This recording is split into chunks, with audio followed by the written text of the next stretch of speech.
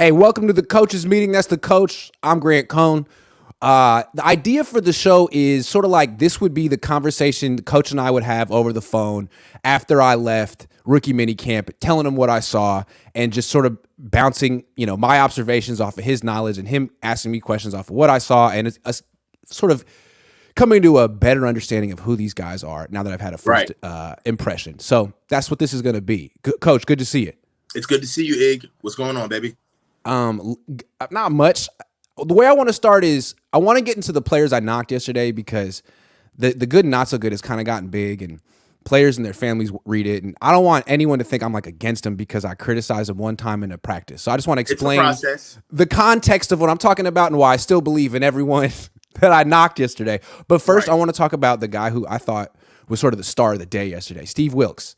Okay. He spoke as the Niners DC for the first time. It was an hour and a half before practice. He came out, and I didn't really know how he was going to present himself, what to expect. Robert Saleh is very quiet and dignified and positive and smiles a lot. D'Amico is a little bit more upbeat than Saleh, a little bit smiles a lot. Very similar. Steve Wilks comes in and is very serious, and he I don't know if you felt it, but first it just felt like, oh, this is a head coach. Like, right, you've been a head coach before. You are a head coach. You're older than Kyle. And then I wanted to ask him about what Luter Jr. said. Luter said, I play man coverage. And I was like, geez, it's not really the kind of corners D'Amico and Saleh would bring in. And so I asked Wilks, is that something you want to do a little bit more this year? And he was essentially like, yes, absolutely. I want to be more aggressive on defense. And I thought that intro was so interesting. What do you think? Good. We find a way to keep upgrading in all facets of our team, including our coaching staff. And Steve Wilks is just another feather in that cap. He is essentially another head coach on our coaching staff, as far as I'm concerned. He's had head coaching experience. He's had head coaching experience going back as far as 23 years ago in 1999. He's been all over state, baby. Yeah, let's go. He's been all over the place, and he's seasoned. The word that comes to me when I watched him in the presser is erudite. He is an educator. He's a teacher. I love coaches like that. D'Amico would essentially be like, it's not my job to explain this to you. And I'm like, man, okay, it's not. But like Robert Saleh did. Steve Wilks will. Like, I love Chris Forster does. Like, come on, I'm interested. Harbaugh does. Yes. Kyle does. Yes. So he's very erudite. I love how not only did he answer your questions, but he takes the questions and he makes them into a conversation in the press conference right after your question, with him touching into zone versus man. He hearkened back to the question that he answered previously, which was yours, in order to make his point more succinct. So you're dealing with an educator. Mm-hmm. You're dealing with somebody who knows how to keep his P's and Q's together. And he also seems like he means business. The type of guy that's not going to raise his voice unless he really means it. And the type of guy that's going to be very straightforward with you. I like Kyle Shanahan in a lot of different respects. So I love the fact that we have Steve Wilks. Now, as far as the schematics of how we're going to utilize the defense, I'm very happy with how Steve Wilks is trying to get at our defense. I don't think that he's necessarily trying to come and fit a square peg in a round hole. We're not going to see necessarily what Carolina did on defense, but I feel like he's going to change the conversation on what we do. So let's talk about that. What we did with D'Amico Ryans and Robert Saleh is the tip of the spear, or the kernel of our defense, was our defensive line. And four-man rush. Yes, the four-man rush. In certain ways, you could say that the defensive line was almost at service to the secondary and the linebackers, meaning that all of the heavy lifting, the run stopping for the interior, the pass rushing on third downs, the gotta have it downs, the RPO. The defense went as the defensive line went, pretty much. Exactly. And it all was on the defensive line. With Steve Wilks, I feel like the inverse is going to happen. I feel like we're going to start utilizing our secondary and our linebacking core in service for the defensive line. We're going to start blitzing a lot more. We're going to start stunting a lot more. We're going to start helping where, one thing that really doesn't get brought up is we talked about how many times Nick Bosa gets chipped, how many times our defensive ends and our rushers get chipped. A lot of that is because the overhang on offense doesn't have to worry about us blitzing. It's not necessarily something that we do. That's true. That's true. And when you don't have overhang and you don't necessarily trust that he's going to fire off the line of scrimmage or that this is what they do on a regular basis, then you can tee off on the defensive line. I'm looking for our defensive line to kind of be the star of the show rather than the accelerator of the defense. I love how Wilks comes in and he's like, look, I don't have a scheme. I'm just looking at the number one defense in the league. How can I make it better? And what he's thinking is, what I'm thinking is like, hold on, you have all this invested in your defensive line. You're trying to have the best pass rush, and you're just going to play soft off zone coverage. And so what you're saying on the back end is, here's a bunch of quick throws. Just check it down, and then we'll rally up and tackle. Like, why would you want to give them quick throws, which essentially beat your pass rush that you're so invested in? If you want that pass rush to win, get some guys who can press across the board, force the quarterback to hold the ball, hitch, read the field. Like, then your defensive line can win. I mean, it's not genius. It's just so freaking obvious. I'm surprised that D'Amico and Robert Saleh didn't do that. Now, in Saleh's defense, when he had Jason Verrett, he did a lot of this. And that's when I think he's doing it now in New York with Sauce Gardner.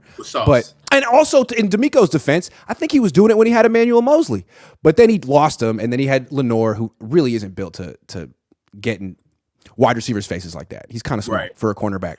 But Wilks is thinking like, hey, man, if I just play a little press man coverage, like that could probably generate 10 more sacks this year. All of a sudden, I'm giving this pass rushers more time. I agree 100%, Grant. I mean, just look at how our defense, the calling cut of our defense. We are an elite defense, right? Yeah. But so why play passively? Why play passively? Not even why play passively, but look at our bend but don't break defense. Honestly, I've never seen a defense that's number one in the league, and we were just known for basically being soft throughout the middle of the field, the green zone, and then we bow up in the red zone.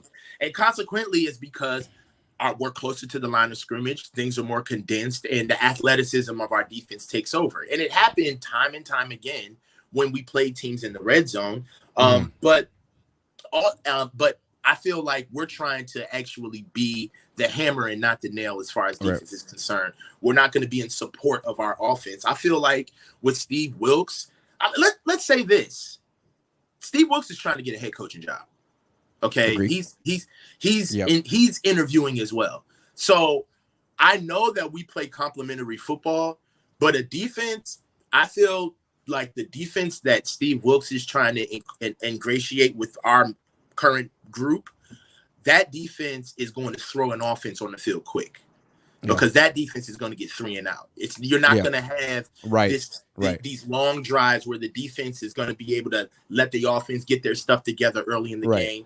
This is a defense that's going to get sacks, and it's going to be almost kind of like an alley-oop. Like, if we can't dunk it, the offense is going to start looking a certain way. You know, if we start passing off that ball early on 3 and outs. Also, with what man does, I'm an offensive guy, and with what man does, I hate playing against a defense that plays man because, number one, you got a lot of athletes on the field that can run around. That's number one. All right. 2, when you're playing in zone, it's a lot easier to block guys because they're trying to get out to space. So you can really play with your angles. But when you're playing man, it's sticky. It's tacky. And honestly, your quarterback has to know where to go with the ball. He's not going to a spot. It's matchup football. He actually has to find somebody that won their matchup. And you got to read the field. You don't know pre-snap where you're necessarily going to go. Who's going to win? Yes, and with team, with the defense as good as ours, why let an offense off the hook? I agree. Why let them off the hook? Make them pick right? Yeah, so, make them win. Make them win. Make them win. Don't just give them easy wins while Nick Bosa is trying to get around the edge. I think that this is a defense that Steve Wilks is going to do a great job. He's going to put his fingerprints all over this defense, and understand. This is not going to be a D where we're going to be just holding the ball to get the ball back to the offense. We're going to make noise on this defense. What I like so much about Wilks is it feels like he's the first one coming in a while who wants to change things.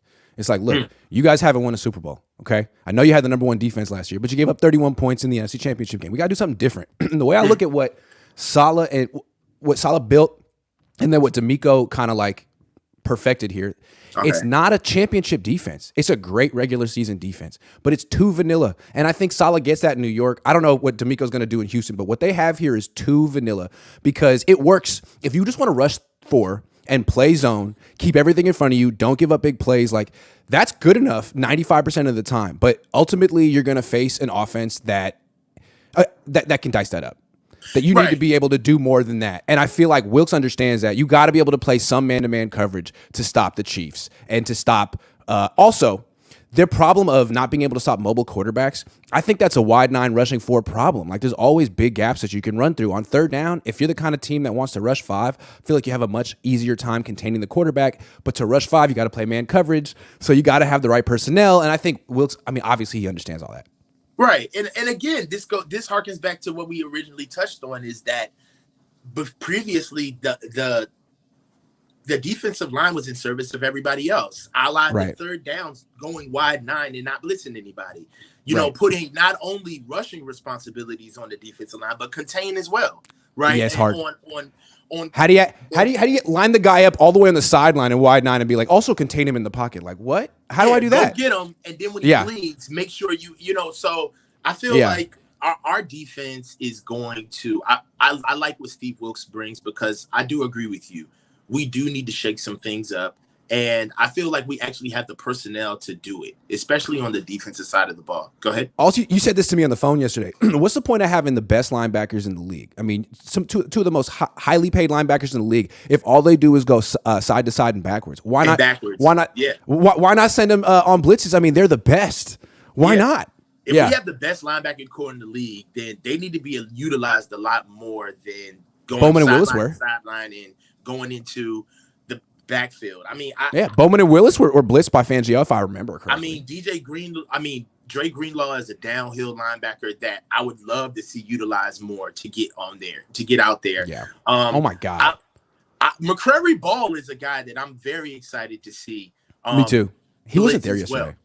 Well. Which makes me feel like that may be a good sign. That's a good sign, right? Like, hey, dude, you're good. You're good. Yeah. All right. All Niners says, I haven't heard a coach respectfully criticize a player in public like he did Drake Jackson. I like that. Yeah, that was surprising. Hey, what do you think of Drake Jackson? Really inconsistent. Needs to play better. Needs to get a little stronger. Like, that's what I saw. Wow. Okay. Did you see how he got to the point, but he kept himself out of it? He was very I love that comment. He was very matter-of-factly about it. I'm very impressed with Coach Wilks. Me too. All right, let's get to the players who performed yesterday, starting with the ones I had in my not-so-good list. Okay. Starting with Joey Fisher, the priority free agent, the guy that the Niners are paying the most. He was supposed to be a third-round pick. He was a right tackle in college at Shepherd in Maryland. Right. They got him at right guard. He was looking really good in drills. I want to say that. He looks lean. He looks fit. He looks athletic. About an hour in, he takes himself out of the practice, and he looked really not out of shape. He looked dehydrated. And that's nothing to laugh at. I mean, a player died on that practice field about 20 years ago. I believe his name is Thomas Heron.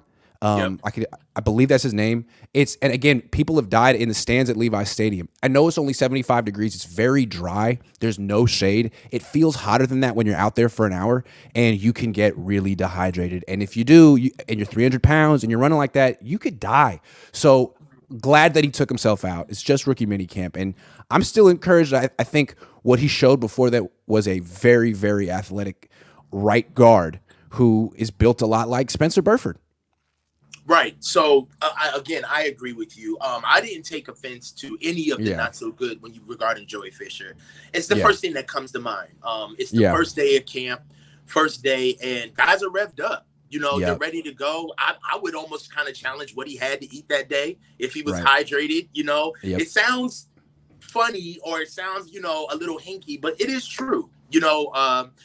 So we're going. Sometimes though, East Coast people don't know how dry it is out here. It's like 75 in a dry heat. You don't know.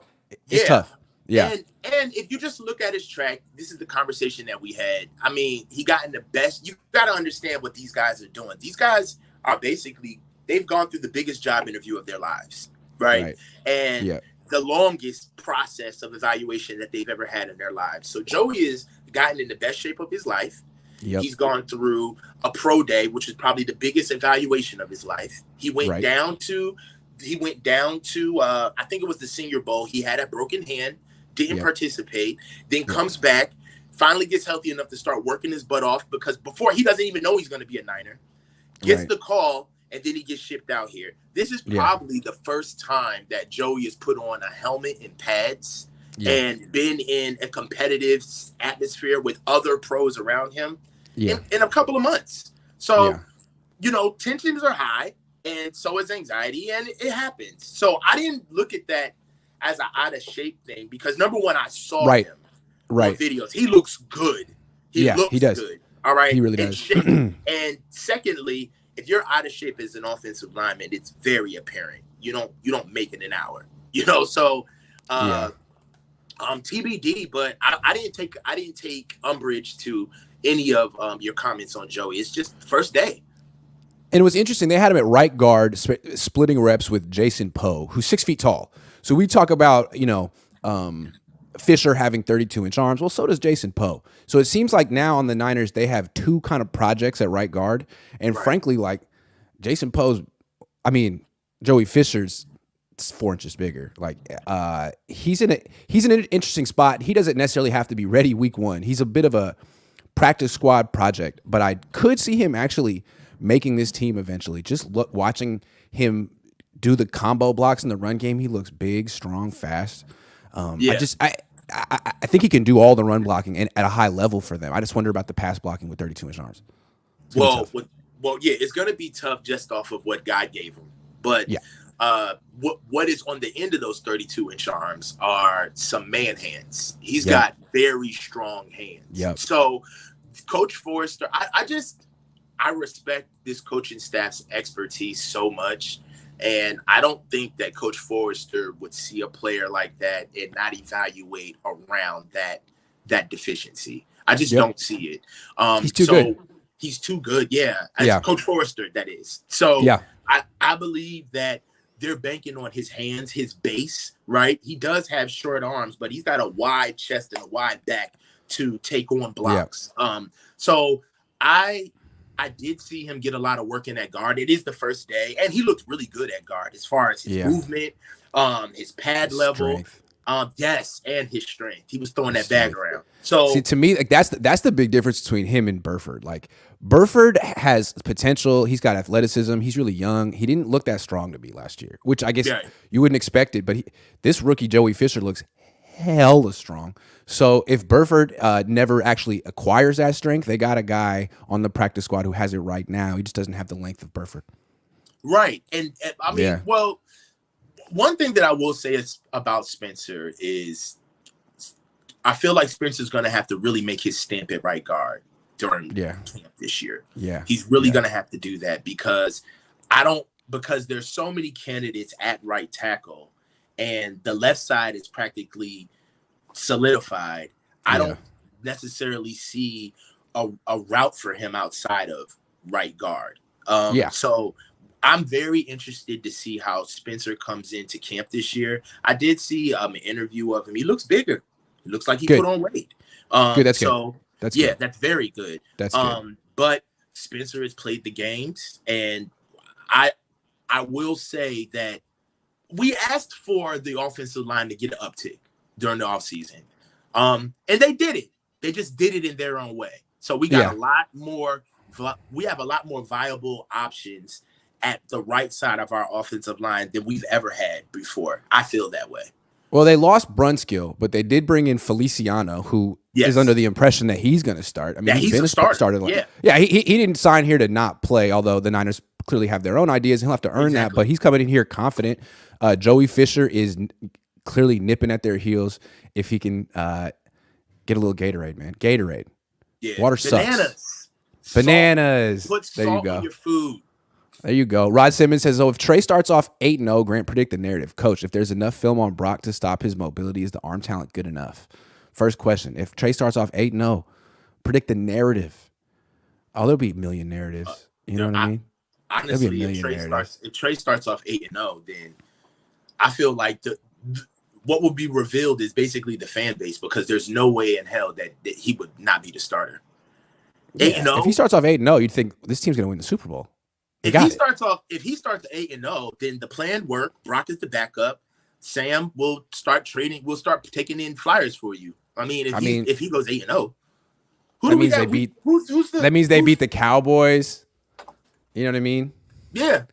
Week 5. That means they beat a lot of good teams. I'm looking at their schedule. I'm trying to find it. But yeah, that would be a big deal if they start. And then, is there enough film on Brock to stop his mobility if the arm talent isn't good enough?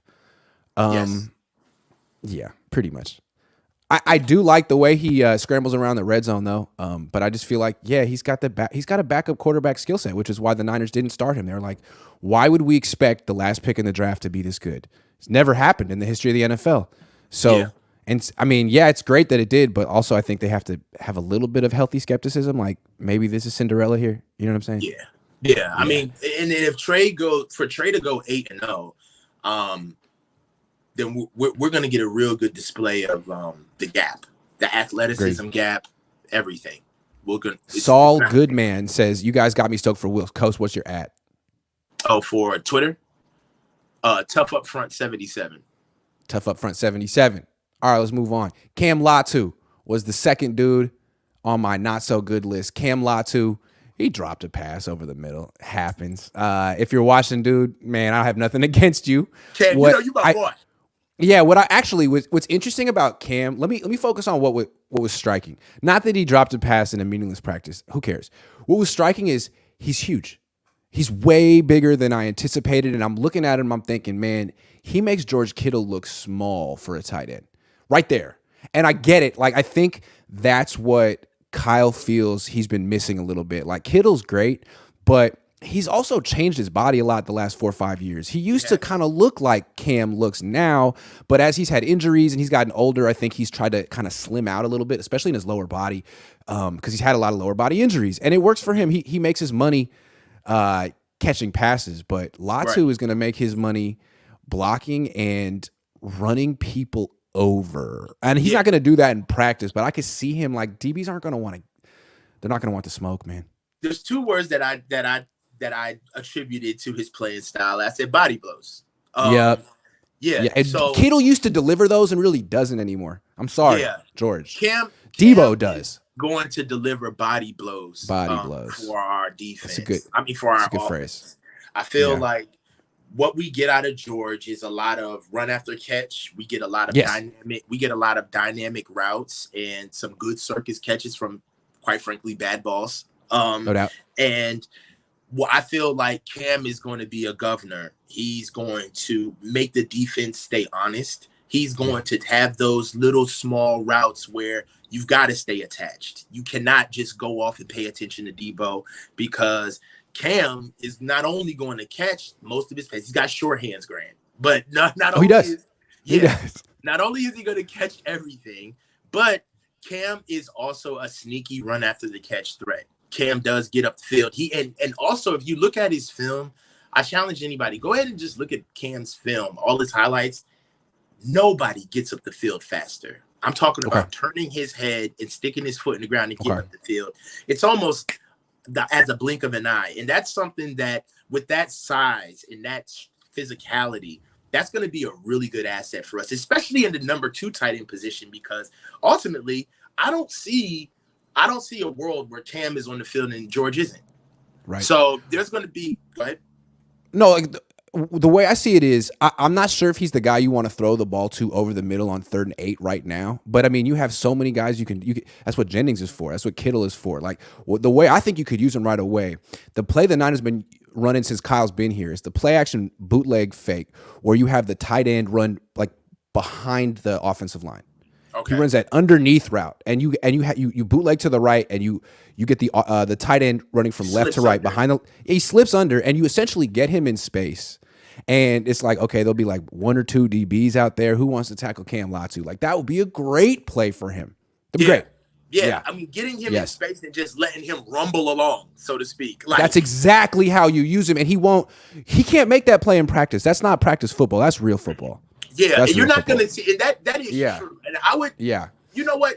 I'm glad you brought that up. I would watch on the not so goods, because a lot of what Cam is going to give you is almost kind of like, grading one-on-ones with linemen without pads on. Pads ain't on. So, I mean, who won? He's not going to look as good in the one-on-one pass catching drills as Braden Willis or even Ross Dwelly. But you got to remember, shorts. No, he's not. What he's going to look good at is when he's like knocking the snot out of people, and that's going to be in preseason. You'll see it. But that's what I want to keep in mind with Cam. Like, he's not going to look as good in these practices as Braden Willis. He just won't. But he might look better in real games. We'll see. Yeah, definitely. And also another guy that brings that nasty physicality, our calling card. I like this. We're running. We run the ball.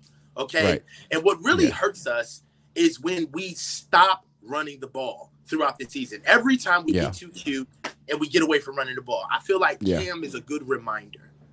And it's not just a good run blocker. It's like when you get him the ball in the flat, like we talk about in a play action little bootleg, like now that's kind of like an extension of your run game too, because it's an extended handoff, and I mean, you're delivering blows. You're not just taking blow. Like whoever had to tackle him in the secondary is feeling a little woozy after that one. It's like, how many more times can I do that? No. And it's going to take more than one guy. So I see it, and I wanted to clarify with Cam. Last guy, D. Winters. Okay. He was the guy, like, I was surprised just looking at his body, thinking like, man, I thought he was going to be like a day one contributor. But looking at him, I got the feeling he was one of those guys who maybe let down for a month after the draft, or just as a year away, which is, there's no knock on being a year away. Like a lot of great players weren't finished products right away. It's just a particular team, and there's that's in a win now spot. Also, there's a starting job open as strong side linebacker if he's ready for it. But after yesterday, I'm thinking I'd probably put my money on Marcelino McCrary Ball, who wasn't even invited, which to me says, dude, you're good. You don't need to be a rookie minicamp. Yeah. So with D, of course, we're just going to grant these guys grace, right? Yeah. Because 6th round pick rookie. Yeah. Hell yeah. It's the first day, and you're at the highest position of your life, and maybe you didn't come in as polished as you should have, right? And also there is something to be said about coming into this organization. These guys are rookies, but Kyle touched on it in his keynote interview.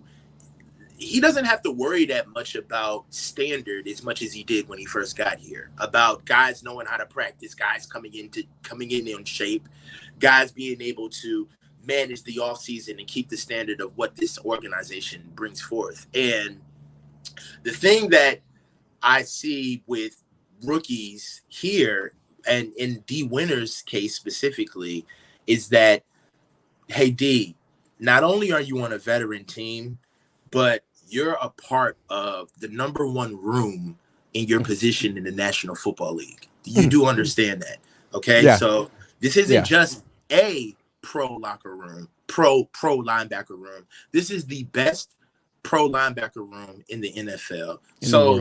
In the world, right? Yeah. So you need to quicken yourself. You need to have a come to Jesus moment and get a sauna suit on and get that baby fat off, because he's in shape, right? Yeah. Because what will happen is they'll shelve you for a year.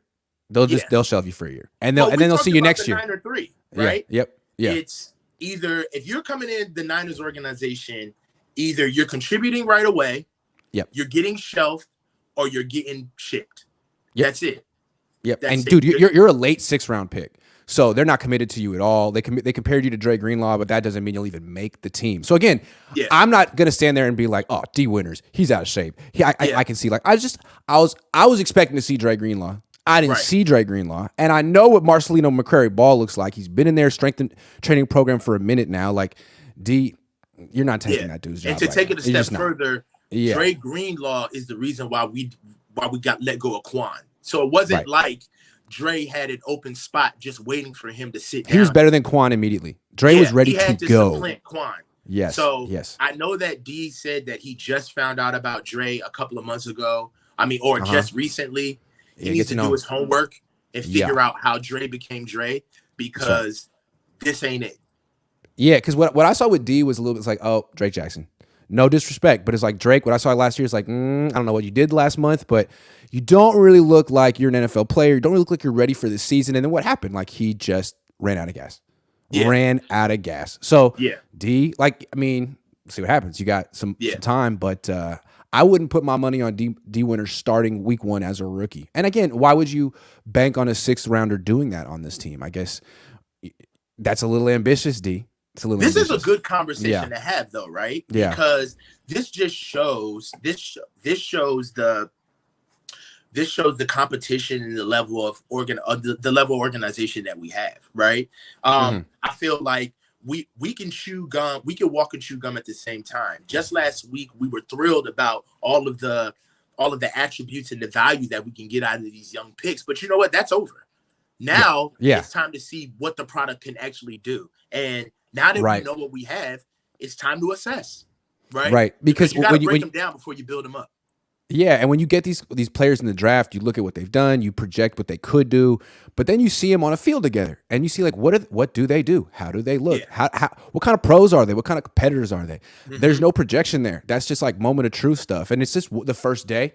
And I always try to think about like that scene in The Matrix where Neo tries to jump, from one building to the next, and he doesn't make it. And then they're like, well, does that mean anything? Like, no, you never make it the first time. Like, it's the first day. You never judge people off the first day, but you get a first impression does mean something. So I'm just trying to explain my first impression of these players. Tommy Huxley, I can't put that on the screen. You know what you wrote, but thanks for the $2. Just threw it away. Can't put that on the screen. You should know better. All right, let's get into the players who look good. Starting with Ja'Cour Pearson. I'd never heard of this guy. Okay, let me just tell you my experience with Ja'Cour Pearson. He was 82. Okay, he's 5'7". He's got a really long upper body and really short legs. And he has a big helmet on. I'm like, who is this guy on the field? Easily the most awkward looking player on the field. The guy who looks like he doesn't belong. And I'm thinking like, and then as soon as I think that 40-yard catch down the sideline. Right. It's like, how did you, first of all, he's hella fast. Then he does it again on a 20-yard crossing route. 20-yard crossing route right in front of Jair Brown. It's like, okay, like, you're a tryout guy. Like, I think you just made the team, buddy. And then I look it up like, hold on, you were the XFL's leading receiver this season? Like, oh, that checks out. So I think they got something there. Yeah. So he's a journeyman, and all these kids are journeymen. That's why you just love football, right? Everybody's got a story. So basically, his story is that he played at WKU, Western Kentucky, as a receiver, and then he transferred to Ole Miss. Yes. Yeah. He transferred to Ole Miss, and I think that he led in receiving his last year at Ole Miss. So coming out... So he produces. Dude produces. And, yes. Coming out of Ole Miss, he signed with an XFL team where, like you said, he led in receiving. Now, I listened to an interview that he did on Draft Diamonds. It's on YouTube, and he talks about his skill set. And for his size, being 5'7", his skill set is outside. He wins on the outside. Now, I don't necessarily know that he's a deep threat. He says that he is. He was yesterday. He was yesterday. He absolutely was yesterday. Yes. You know what? We go with recent news. So he was yesterday. However, 40 yards down the sideline. 40 yards down the sideline. It was like it was nothing, dude. He just smoked. This is one thing that I will say that I like about Ja'Cour is that he's confident.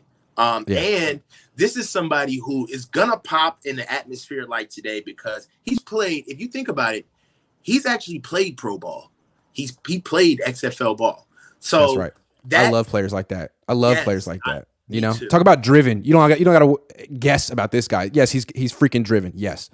And I actually tapped on a guy that a former player that I coached, who played against him in the XFL, and he said he's legit. He said that he's not. He will play. He wants the ball, and he's a gamer. So this kid, he's played more pro ball than anybody in that camp that was at practice yesterday. One thing that also he touts as a really good attribute is his return ability and his versatility for special teams. So he's talked about being a gunner, returning kicks, returning punts, blocking punts, throwing touchdowns. He's kind of a do-it-all guy, and you could tell that he knows what his frame is, and he's trying to play outside this frame. So another guy. Let's see. I got a comp for him. Do it. Taylor Gabriel. Okay. Taylor Gabriel was an undrafted free agent out of Abilene Christian. Well, I don't even know where that is. In 2014, Kyle signed him in Cleveland. He was Kyle Shanahan's secret weapon, like the 5'7", 165-pound outside receiver that no other team wants. But it's like, why do you not want 4.3 speed on the outside? Like, if you know what to do with it, I thought Kyle used Taylor Gabriel really well, and that was the guy no one talked about on 2016 team. Like, yeah, they had all those guys, Julio Jones, but like Taylor Gabriel was. Hold on, let me give you his numbers that year. 2016, he had 35 catches, averaged 16.5 yards per catch, and 6 touchdowns. Like, he was a killer third option. Well, killer third option. Kyle always has that ancillary, like that fringe gadget guy on his team. Ray McLeod, Trent Cole. So I feel like Trent Taylor. I'm so sorry. Trent Taylor. If there was a comp for him in this offense, it would be that. It would be bubble screens, slip screens, quick in fades, quick beaters, deep crosses concepts. Something where he's small enough to catch the ball in between the hashes, but not big enough to actually be a target. Somebody with respect, pesky. But think about it. Like, on this team, if you have a quarterback who can actually get the ball down the field, like Trey, maybe Sam, like, and everyone's focused on stopping McCaffrey, Ayuk, Kittle, and Debo, and you got a guy out there who runs 4.3, man, you forget about him one time, that's a touchdown. That's the game. It's nice to have a fifth option who's that explosive. Love it. I feel like this guy has. I mean, there's a path for him to do something on this team. He's a pro. I definitely do. I believe that there's a path for. He plays outside this frame. He does not play like he's 5'7". Not at all. So go back and watch. I think he played for the Sea Dragons in the XFL. So you can go back and look at what he's done, and he's just another guy who is going to fight. I feel like we go through this progression of the offseason where, because we lost, we go through guilt and withdraw, and now that the draft is over and we're starting to shape out the team, I feel like there's competition at every level. Yeah, absolutely. Chris H says, why do Niners keep drafting and signing UFA linebackers with Warner at Greenlaw? Do the Niners want to find a replacement for Warner to trade him in his huge contract? No. It's called depth, and the Niners are like the best at finding it and developing it. So, I mean, even if there's no path for them to play, you need special teamers, and they've traded some of these guys. Everyone knows the Niners are the linebacker factory, so there's a million. Yeah, it's what they do, and really what it is that it's the juxtaposition between a buyer and a consumer. A lot of people, when they want to get things done, they go spend their money, and then there's a lot of people, when they want to go get their oil changed, they put it up on the lift and they get under their own car and change their oil. So we like to develop our own stuff. That's right. Gaiman Brown says, majority of Hawaiians are Niner fans. Please stop with the Polynesian hate. What? later we'll be fine. It's Latu. Please spell his name correctly, Gammon. How you gonna talk about your culture and spell his name wrong? Man is a warrior. No, I actually was. I wanted to make a point early on this show to say that I get it with Latu. I knocked him yesterday because anyone who drops a pass in practice, that's just what you got to do. Wasn't so good that day. That's why the practice reports are what they are, because we know we get the unadulterated truth. That's what it is. All right, moving on. This is a guy I didn't put in the practice report yesterday. I'm mad. Tay Martin. It's his second year. He was in the practice squad last year. He caught a 50-yard pass down the sideline, and I didn't mention it.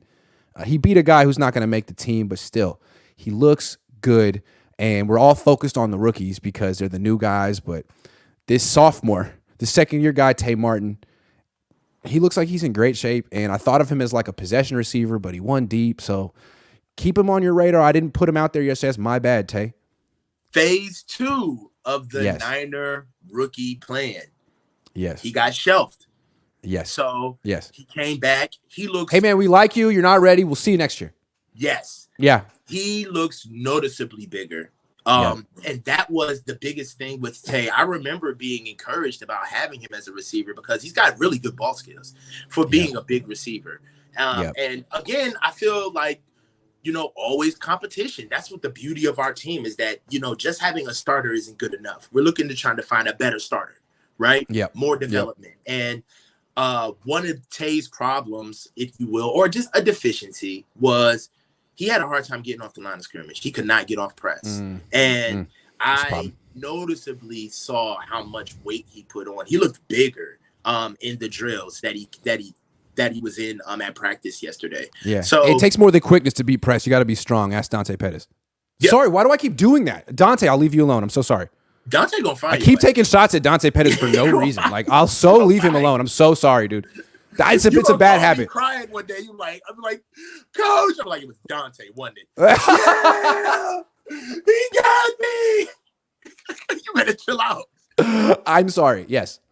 Yo, but yeah, also because you can't get off the line of scrimmage, that's one thing, but it's almost like a lineman not being strong. It's bad optics. Tay Martin is a big receiver, so you expect him to move with strength, move with power. Like Jennings does, like Bourne did. Yes. Exactly. So with that, I'm excited to see what he brings. And again, this is somebody where this is another trend that I'm seeing, is that we were talking about narrative as far as being a fan. We've been talking about narrative. It's pleased to see that thus far it looks like they were actually getting to work. We're starting our first view of the guys, and we're seeing the work, and I'm happy about that. Other year 2 guys that I want to shout out because they always fly under the radar, and they often are the guys who look the most NFL ready at this rookie minicamp. Taylor Hawkins, 41, the safety. He was starting next to Jair Brown and looked really good. Who else? Taylor Hawkins. Oh, Quantrez Knight. Quantrez Knight. I was going to bring him up, but I didn't want to put him. Knight. All of them look really good. You can tell they've been with the Niners in their training facility every single day. They look like it. They definitely putting in the work. So I want to shout out those guys. You know my comp for Quantrez Knight? Tell me. My comp for Quantrez Knight is why did I just forget his name? Our slot who went to Denver. Our slot. K1. I feel like Quantrez Knight is a more athletic K1. And I feel like I just want to see him break onto the field with. Me too. Yeah, me too. I want to see him with the guys, like to see how he ingratiates himself. People don't know about Quantrez Knight, but I introduced myself because I went to UCLA and he went to UCLA. But we don't like talk because of that. He's just. I happen to introduce myself, and every time I see him in the locker room, he's like, "Grant, I'm coming. Watch for me, man. I'm coming." I love that, dude. I love that. Gives me a pound. His attitude, man. Yep, he knows he's waiting, but when you got guys who are like comfortable with their journey, it's like, God, when they get their shot, it's gonna be crazy. So I'm. It just cracks me up how young these players are. Like, so he played at UCLA and he played for Chip Kelly. And I asked him, like, so do you know where Chip Kelly coached before he was at UCLA? And he's like, nah, where'd he coach? I'm like, here. You didn't know that? But like, he must have been in middle school when that was going on. Yeah, Quantrez is a Maryland guy, too. Yeah. He went to Maryland. Yeah. Oh, okay. Yeah. I don't understand how UCLA recruits like so well from all across the country, but hey, more power to Chip Kelly. That bread, baby. You want to get on TV in LA? Hell yeah. All right. Next wide receiver, Ronnie Bell. This was interesting. They gave him number 10. And I'm looking at him, I'm like, oh my God, Kyle Williams. Like, you can't give a wide receiver on this team who's like 5'11", number 10. It just looks bad. Not the 1-0. It's just like, oh, it was a bad, it's like, oh God. I'm like, ugh. And he's running around. I'm like, he's not that fast. He's not that big. He's not that quick. I'm like, I don't see it at all. And then they throw him 3 targets and it's like, one's a post, boom. He like leaps and catches it over 2 guys. And it's like, oh. That was really nice. And then he catches like an out route, and then he catches a fade route where he leaps. It was like, okay, so this dude like is a gamer. Like he's a real competitor. Okay, he played for Harbaugh. Yeah, I get it. So I don't know if like what kind of athleticism he has, but I know he's coming off a serious knee injury, so maybe there's more there. He's definitely a competitor. Yeah, he does seem like some. Now that you've seen him in the raw, he is a little bit. He's a little smaller. He's a little smaller than his film. Yeah. I don't know what they use in college, man, but you They look different once they get on the NFL. They really do. Yes. Yeah. Yeah. And not even in one way. Some look bigger, some look smaller. It's right. It's very Latu look bigger. Latu look bigger. I'm like, man, this dude way bigger as a. I'm like, who the hell are you? Did you hit a growth spurt? What the hell is going on? Yeah. Yeah. So I will say he did look smaller, but this is a guy we have to keep the main thing. He is just, I believe, maybe 18 months off of a very serious knee injury as a receiver. Okay. So he uses that knee a lot. I would say that in some instances, he's still learning how to play with that knee, trying to figure out where the limits of how he can push it, what he can and cannot do on it. But again, this is another guy that has come in with a lot of productive balls. He's come in with a lot of productivity under him. And the only reason why physicality matters for us is because we know that if you're a receiver on this team, you're going to block before you catch. Yeah. Especially if you're drafted around 7. If you're drafted around 7. So he's got an uphill battle. I think that for him, it seems like he has the right mentality though. Yeah. Oh, no. I don't think that there's any wilting flowers on this team. Everybody's hungry. Everybody who gets told no is going to have to be explicitly told no. Everybody. And also, like, the Niners have learned a lot from the players who haven't worked out from their team. I'm not going to name that player's name again because enough is enough. But like, you could see like this guy is sort of like him, but with the mentality they want. And like, he's not a second round pick. He's not as gifted, but it almost, you'd rather have this guy because without the toughness and what these qualities, like, it's just not going to work. It's just not going to work. Exactly. Yeah. Yep. I'm with you on that. So, and I feel, that's a great point. What they probably learned is that if you don't have the character first, then we're not even going to bother with the skill. Right. It's true. We can't mentor you. We can't hope that you change. It's like, no, that's who you are. And we have a very specific personality on this team and you don't fit it. So there's 2 questions that I would ask off of that. When do you think that they understood that philosophy? And was it before or after they drafted Trey Lance? Oh, probably after. But I mean, you look at like Dante Pettis not working out for them. It's like, why? Like, he literally had everything you wanted. Like, you love Dante Pettis. You traded up for Dante Pettis. Physically, he was everything you wanted. So what was the problem? Well, it must have been, his temperament or whatever. It just didn't fit this team. Or it got to be in you and not on you, man. Yeah. So maybe that's what they learned. Like, we can't take these risks on guys whose temperament doesn't fit our team. Like, we need this first. So because we can't even get to the talent if you can't traverse the locker room. Right. You just can't. Yeah. And it's the same thing with Lance. I mean, he's had that problem the last 2 years. But at the same time, like, Dante Pettis had a lot of stuff. He had years where he played here. Like, Trey Lance hasn't had that yet, and maybe he'll deliver this year. Maybe he will. True. Let's talk about Braden Willis. Braden Willis, to me, has the best shot of any tight end the Niners have brought in to actually dethrone Ross Dwelley and take his roster spot. Like, this is the biggest competition Ross has had because Ross is the guy in camp who will win every rep in one-on-ones. It's like, he won't give you an opportunity to take his job. He's not spectacular, but he's not messing up ever. Yeah. And Latu is not going to beat him. Like, Latu will take Charlie Warner's job, no problem. But Braden Willis, like, I saw him. He didn't do one-on-ones, but he is a silky smooth route runner. He's got a lot of confidence in his hands. He catches the ball away from his frame. He's a lot like Dwelley, except a little shorter and a lot faster. So this is going to be a very interesting camp battle. Dwelley better bring it because Willis is good. Well, again, more competition at the position. Yeah. And I don't care about the size difference. Ross has been here long enough, and he's been with a group long enough that he should have developed more as a blocker by now. I like Ross. Fair. But that's fair. You've been here. He gives it his all, but it's still not enough. It's not. And if we're looking at the floor of what Braden brings in as a rookie, he's better than Ross as a blocker. Just out in the box. So now he also doesn't look small. I said he's smaller than Latu. He looks bigger than Kittle to me. Yeah, looks big. He's bigger than yeah. He's a legit 6'3", 6'4". He's not small. No. Also, so if you have the blocking element down, what do you ask yourself? Okay, so let's go to athleticism. Ross isn't more athletic than Braden. Braden says he runs a 4.6. I don't know if he doesn't run a 4. He didn't says actually put it on on. Chest too. And you know what? I tend to believe him. I tend to believe him. Yeah. He's explosive. He's open a lot.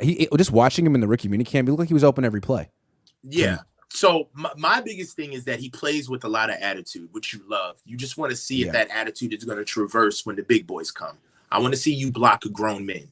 I like the finesse in his game. Like, to me, a tight end who has that wiggle at the top of the route and can get open consistently. Like, I mean, you could call it a slot receiver, whatever. Like, that's a unique skill set. You know, Dwelly has it. You don't use it. Jordan Reed has it. Travis Kelce has it. Jawan Jennings has it. Like, this is the kind of guy you could flex out, put him in the slot on 3rd and 7, and he can win. And you can know he's going to win. Like, I like a guy like that. Yeah, I mean, he's a mismatch. You know, he is a mismatch. He can stress your defense. He can beat man coverage. Yeah, he's the type of player where you could actually attack a weakness, where you could get a linebacker out in space, get a safety out in space, and really put your defense in conundrums, right? Yeah. So I think that Braden is a force to be reckoned with because of the type of player he is. He's not necessarily. I don't see him as an inline blocker. I don't. So I just think that he's a little slim for that. He's a little too slim for that. Exactly. Yeah. And if you think about it, if anybody's listening to this, they're probably saying, now, wait a minute. Now, you guys said that he was kind of the same size as Kittle. But one thing that we have to say about George is that George is not a good blocker because of his strength. Blocking is 1,000% technique. It is a technique in initiative, and it's an effort initiative. Effort. Yeah.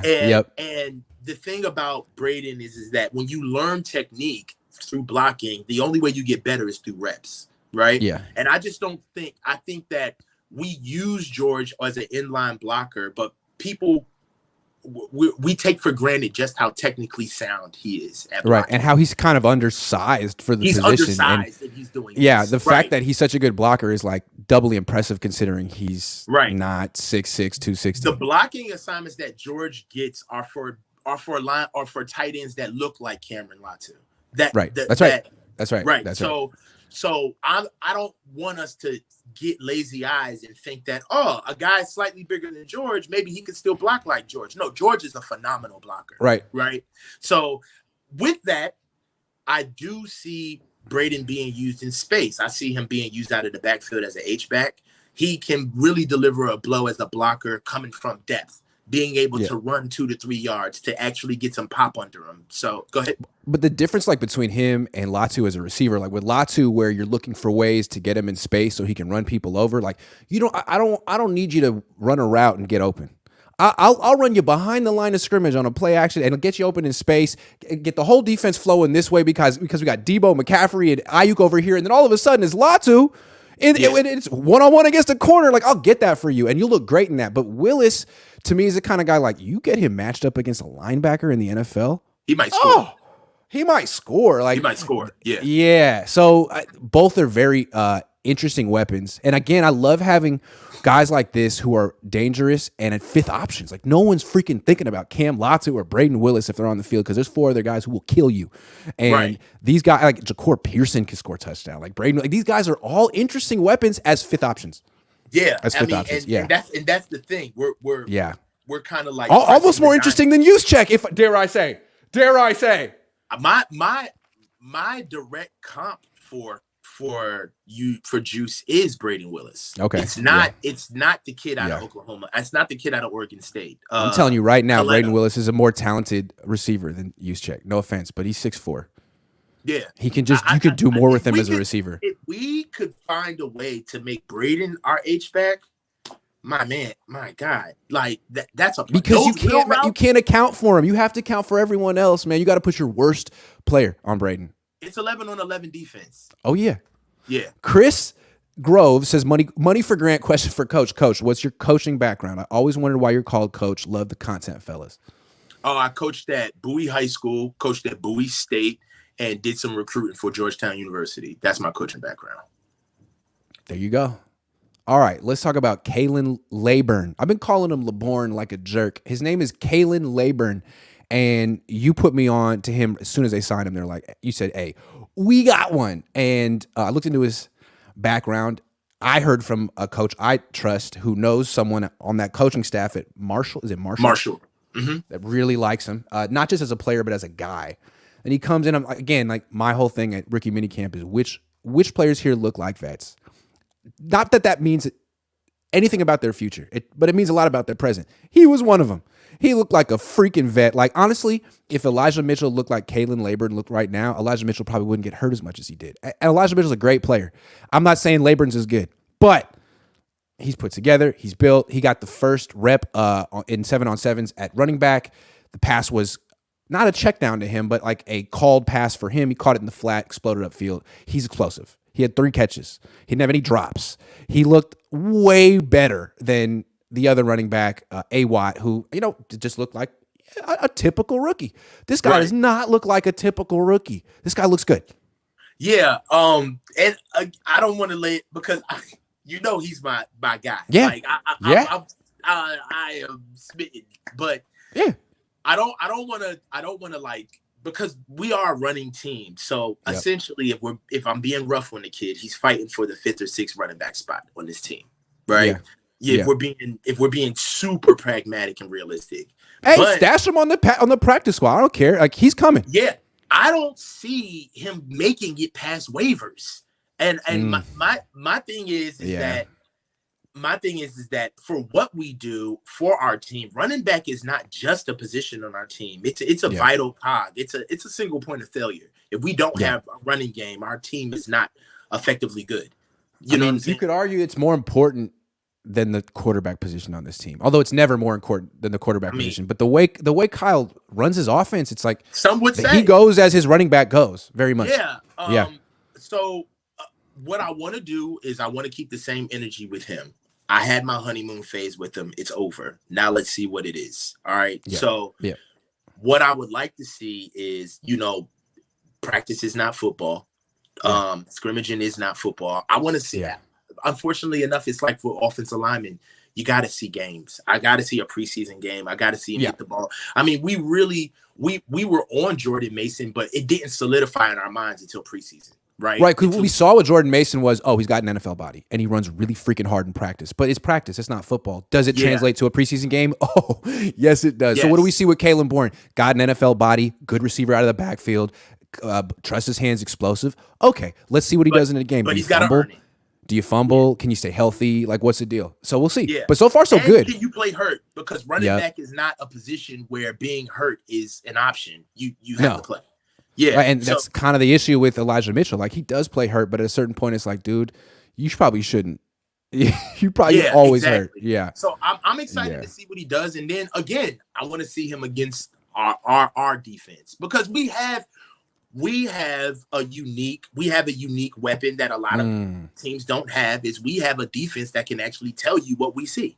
So I want to see what the guys are going to start saying about Kalen once they see him in pads, and I'm excited to see him in preseason. All right, I got another offensive lineman I want to talk about. Ilm Manning. Yes.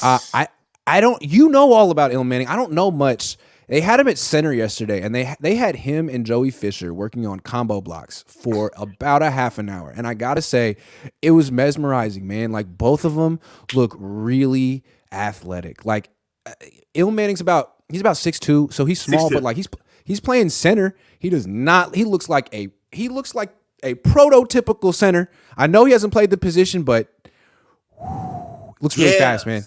So we know that Ilm played over 60-plus games at Hawaii at left tackle. Mm-hmm. He started as a true freshman right away. Arizona kid, and underutilized, heralded as a recruit. He's not, like we said before, he's not an NFL tackle just by his size and his length. Yeah. However, what Ilm is very athletic, and he is strong for the center position. One would say that if you want to talk about an offensive lineman where you might be able to get away with having a lack of strength, it would be the center position. So what you really 25 reps. Yeah. and he's strong. So I mean, his longer arms than Joey Fisher too. Yes. Yeah, what you really want is you want his athleticism at the position. And I haven't heard him speak. I don't know about his acumen, his football acumen, but it is a position in this offense, at least, where you really have to be smart. You have to be a heady player. And physically, I see that with centers, the biggest bridge to get over is the mental aspect of knowing how to play and think at the same time at a fast level. So he's got 60 games under his belt. He's seen a lot of athletic defensive linemen. Let's see how he deals with dealing with bigger defensive linemen and linebackers in a box. But from what I saw, I couldn't see him at anything else but center. He looks really good at center. And they've brought in a lot of guys that we thought might be projects at center, like maybe Daniel Brunskill, maybe maybe Zakel, maybe Poe. Like, no, it's Manning. Manning is their project center. He hasn't played the position before, but he's there. Joey Fisher's at guard. This guy is the guy who could be their center down the line. And like, they take a long view with it. Like, Jake Brendel was essentially developed over a decade, like his whole very long time. So why not? There's no rush. You got Jake Brendel on a 5-year contract. Like, he's 30 something or whatever, but like, he has no tread on his tires. Take your time with a project who's never played the position, but has the potential to be like a prototypical center in your system. That'd be great. Right. And what's the biggest upgrade that we all talked about over the offseason? Javon Hargrave coming in as our interior D tackle. So we'll see what Ilm has. We'll know, right? And I just feel like it's perfect for our offensive line to cut their teeth on what we've done on our defensive line. So we're going to know what we have. I'm excited about our interior prospects. Last guy I want to talk about, then we'll talk about Trey Lance for a second, then we're done. Okay. Darrell Luter Jr., they had him at left corner, which is like the alpha spot, and he played a lot of press bail because you're not allowed to get your hands on receivers in rookie minicamp. I think Diamador Lenore did that a couple years ago, and they got in trouble. Remember, they lost a practice. Anyway, you can't do it, but you could just see he would kind of like shadow box a little bit, like get his hands close. You could tell that he doesn't panic in press coverage. He's very calm. His feet are very calm. He knows how to position himself. He looks like he's really long arms, like really long arms. And he's very like muscled up, but also like lean. He looks exactly like a press corner should. I don't know if he's going to play right away, but I think he's going to be good, man. I think Luter's going to be good.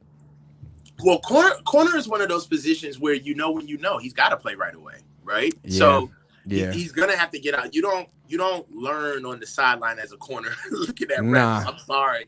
You gotta get out there. So we'll know what we have in Darrell very early. Yeah. And in training camp, he'll go 1-on-1 against Danny Gray, a lot. Ray, Ayuk eventually. Like, what's it gonna look like? What's it gonna look like? Yep. Yeah. And you know what's kind of unique about camp is that everybody finds their pace horse or like their Cosell. You find that antithesis player or teammate that is going to get you better. So in those one-on-ones, it's always Trent and Nick, right? They always go at each other, right? So I'm as the season bears out the camp, I want to see what reports are where who seems to be always going up against each other in one-on-ones. Who's Darrell Luter's antithesis? Like, is it BA? Is it Debo? Right? Does he like going up against Juwan because he's physical? So I'm really excited. I think the matchup that happens a lot in practice is Ayuk and Lenore, because I've seen them after practice, like jawing at each other, like carrying over from the practice field, right. In a good-natured way. You know what I mean? Like, you're slow. Like, no, you're slow. Like, it seems like they just can't stop. And I get the feeling that Lenore, to his credit, has gotten a lot better from competing with Brandon Ayuk, who's man. I mean, if anyone's going to make a corner better on this team, is Ayuk in those practices. Dude, I'm gonna tell you something. On every football team, there's a star to all of us who has a mentor that's sitting back on his team like, I got him better. I got him right. I remember when I had to get you right. So that's right. And it's like Warner did that for Ayuk, and now Ayuk's doing it for Lenore.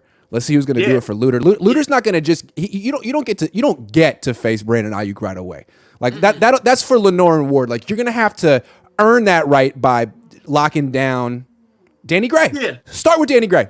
Yeah. Because if you're not on it that day, he will burn your ass. There's a part of Quan that looks at Fred and he's like, I got that pup together. I remember. You know, I remember what he was like as a rookie. He wasn't like this. He wasn't like this. Last topic. Trey Lance. Do you think he's flying under the radar in terms of expectations this year? What do you think? Yes. Why? I think, in some fans' eyes, this is a shame to say, but in some fans' eyes, he's got one foot out the door. So I think that you take what you have and just be where your feet are. I think that this is a good situation for Trey to just keep his head down and go to work. There's not a lot of hands on him. There's not a lot of people in his ear switching up tasks, switching up initiatives. He can actually prioritize his goals and put his head down and get to work. That's the best thing for him, because one of the biggest reasons why we want Trey to play is so he can have some modicum of consistency. That's what we want. If you keep changing and moving and poking and prodding at anything, let alone a young player trying to do something, you're never really going to understand the results. You can't. How can you gauge results if you're constantly changing? So also, him getting written off way too quickly might be the best thing that ever happened to him, because ever since he's gotten drafted third, he's kind of had a little bit of like things handed. You know what I mean? Like you got drafted third with only 1 year of college. Like you got handed the job without Jimmy still on the team. And I think a lot of people on your own team resented it. And now it's a full 180. Like, you know what? You might just get shipped out of here. You have to compete with Sam Darnold. And it's like, oh, really? Like, okay, well, let me beat his ass. I could do that. Like, and just maybe, just imagine this, like all of the, you know, what he's had to live up to is kind of like, if I'm Trey, it's like, yeah, I'm a good guy, but Jesus Christ, I feel like I have to live by a script, you know? And when people see you going by that script, they don't know why, but if they see it, they can just make their own reasons as to why you're doing it, which is he's fake. Or he, you know, or he's trying to put on, and it's kind of like, I'm not fake. I'm just nervous as hell. I don't know this I don't know this situation.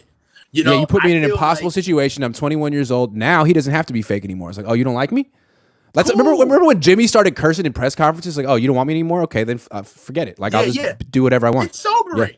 It's good. Yeah, and I feel like Trey is being given the space where there's not enough there's no more cameras in his face as much. Right. Yeah. And he's been able to just kind of sit back. It's all about Brock. Just like, And you know, I like this for Trey because he needs consistency. I like him flying under the radar. Yep. I think it's good for him. Instead of everyone dissecting everything he does, it's like, you know, keep yourself in the league right now. Do it. Yes. No one's really betting on you. No one's putting expectations on you anymore. In fact, like this should put a chip on your shoulder that hasn't been there.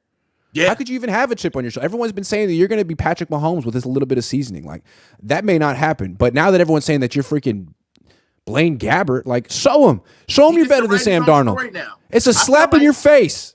Yes. I feel it's like a slap in your face. Trey truly can write his own story now. Right. Yeah. It's kind of like, I've been hurt a couple of times that there's been a guy that supplanted me. All right. You can't say that you didn't let me, you weren't here the whole time. You tried to trade me. Everybody wants me gone. So allow me to reintroduce myself now. Now I'm here. I'm here with leverage. I deserve to be here. And now I'm back as a man. And how do you think Mac Jones would have handled this on the 49ers or Zach Wilson? It seems like those two guys kind of crumbled under the pressure of their markets and their teams. Like Trey Lance could have he could have been a malcontent. He could have been like, you know, they're not playing me and I'm being right. I want to get out of here. He could have asked for a trade. All he said was, I want a chance to compete. I'm going to go work out with Patrick Mahomes. I'm going to win. Like, how do you not like that? No. How do you not like that? You can't help but like it. And really for Trey, he's in the perfect situation because he's still in his situation, right? So it's almost kind of like the flame. You put your hand close to the flame. Don't freak out. You're not burning. It's just warm, right? Yeah. So what's funny is if he ends up playing well, the Niners are going to jump in his bandwagon so fast. Are you kidding? Dude, that's what they want. Quick. So quick. Yeah. So, I mean, it's almost like the same thing that got you here is the same thing that's going to get you out. Just play.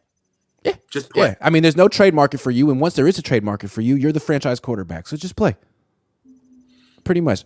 Holland Tracy says, I'm new to the channel. I've got to say I'm impressed by both of your level of insight. This is the 49er deep dive I've been looking for. Debate ammo. Yeah, that's why I could have did this show last night, like an instant reaction, but I was like, nah, I want to do it with Coach. I want to do it with Coach. My God. You better. Because even though you're not at the practice, you have the insight. You legitimately know these players. And you understand coaching and like what is fair to expect from a player in this setting. Yes, fair to expect. Exactly. Yes. Setting the expectations is really fair. Is really important because what are you looking faithful, the journey has started. So it's time. And look, I want to say something real quick. It's really hard to watch these practices, and in training camp, they'll open it up for fans, and a lot of other content creators will go, and you'll notice like it's really hard to get it right. There's 100 people you got to watch, and your inclination is to be positive because if you say something negative, fans will push back because they're not there watching, and you really got to be confident that you're getting it right, and it's hard. So it's that time of year. The journey has started, and it's going to be a slow drip, but just understand that what we're trying to get to is week 1, and we're trying to get to week 1 with the best viable team for the other 31. So let's go. I'm pumped. The first OTA should be in like less than 2 weeks because last year, May 25th was the day of the fireworks, first day of OTAs, when I met Javon Kinlaw face to face for the first time. And now we know each other quite well. When's the anniversary? May 25th. May 25th. You want to do something? I kind of remember that day. What are you May 25th. I guess I get him a cake. Yeah, dude, do something. George Kittle style. Yeah. Yeah. Happy birthday, kid. Happy. Yeah. Anyway, that's it for. Yeah, that's it for me. That's it for Coach. Thanks everyone for watching. Go have a nice day. It's warm in the Bay, man. Enjoy the rest of your day, guys. Enjoy the rest of your day.